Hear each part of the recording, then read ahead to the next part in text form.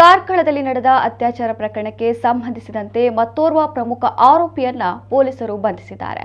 ಮೂರನೇ ಆರೋಪಿ 23 ವರ್ಷದ ಅಭಯ್ನನ್ನ ಪೊಲೀಸರು ಬಂಧಿಸಿದ್ದು ನ್ಯಾಯಾಲಯಕ್ಕೆ ಹಾಜರುಪಡಿಸಿ ಮತ್ತೆ ವಶಕ್ಕೆ ಪಡೆಯಲಿದ್ದಾರೆ. ಅಭಯ್ ಪ್ರಥಮ ಆರೋಪಿಯಾಗಿರುವ ಅಲ್ತಾಫ್ಗೆ ಮಾದಕ ವಸ್ತು ಕೊಟ್ಟಿದ್ದಾನೆ ಎಂದು ಪ್ರಾಥಮಿಕ ತನಿಖೆಯಲ್ಲಿ ಗೊತ್ತಾಗಿದೆ. ಕೃತ್ಯ ಎಸಗಿದ ಬಳಿಕ ಆರೋಪಿಗೆ ತಪ್ಪಿಸಿಕೊಳ್ಳಲು ಕೂಡ ಈತ ಸಹಾಯ ಮಾಡಿದ್ದಾನೆ ಎನ್ನಲಾಗಿದೆ.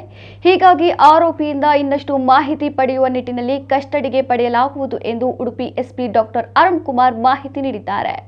ಎನ್ಡಿಪಿಎಸ್ ಪ್ರಕರಣದಲ್ಲಿ ಅಭಯ್ ಬಂಧನವಾಗಿದ್ದು ಈತನ ಜೊತೆ ಮತ್ತಿಬ್ಬರು ಶಂಕಿತರನ್ನು ಕೂಡ ಪೊಲೀಸರು ವಶಕ್ಕೆ ಪಡೆದುಕೊಂಡಿದ್ದಾರೆ. ಇಬ್ಬರು ಶಂಕಿತರು ಈ ಕೃತ್ಯದಲ್ಲಿ ಯಾವ ಪಾತ್ರ ಹೊಂದಿದ್ದರು ಎಂಬ ವಿಚಾರವಾಗಿ ವಿಚಾರಣೆ ನಡೆಸಲಾಗುತ್ತಿದೆ.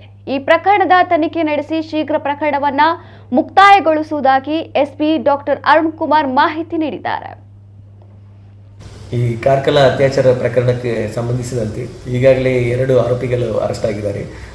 ಇವತ್ತು ನಾವು 3ನೇ ಆರೋಪಿ ಅಭಯ್ ಕಾರ್ಕಳದವನನ್ನು ಅರೆಸ್ಟ್ ಮಾಡಲಾಗಿದೆ. ಈ ಅಭಯ್ನೇ A1 ಅಲ್ತಾಫ್ಗೆ ಮಾದಕ ವಸ್ತುವನ್ನು ಕೊಟ್ಟಿದ್ದಾನೆ ಎಂದು ಪ್ರಥಮ ತನಿಖೆಯಲ್ಲಿ ನಮಗೆ ಕಂಡುಬಂದಿದೆ.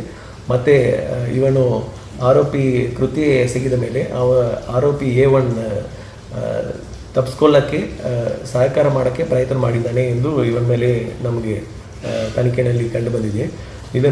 ಅವನನ್ನು ಈಗ ಅರೆಸ್ಟ್ ಮಾಡಿ ಮತ್ತೆ ನಾಳೆ ಕೋರ್ಟ್ ಮುಂದೆ ಪ್ರೊಡ್ಯೂಸ್ ಮಾಡಿ ಕಸ್ಟಡಿಗೆ ತಗೊಂಡು ಮುಂದೆ ಒಂದು ಡೀಟೇಲ್ ಎನ್ಕ್ವೈರಿ ಮಾಡಿ ಮುಂದೆ ಕಾನೂನು ರೀತಿಯಲ್ಲಿ ಕ್ರಮ ತಗೊಳ್ಳಲಾಗುವುದು. ಇದೇ ರೀತಿಯಲ್ಲಿ NDPS ಪ್ರಕರಣದಲ್ಲಿ ಅಭಯ್ ಇವತ್ತು ಅರೆಸ್ಟ್ ಮಾಡಿದ್ವಿ.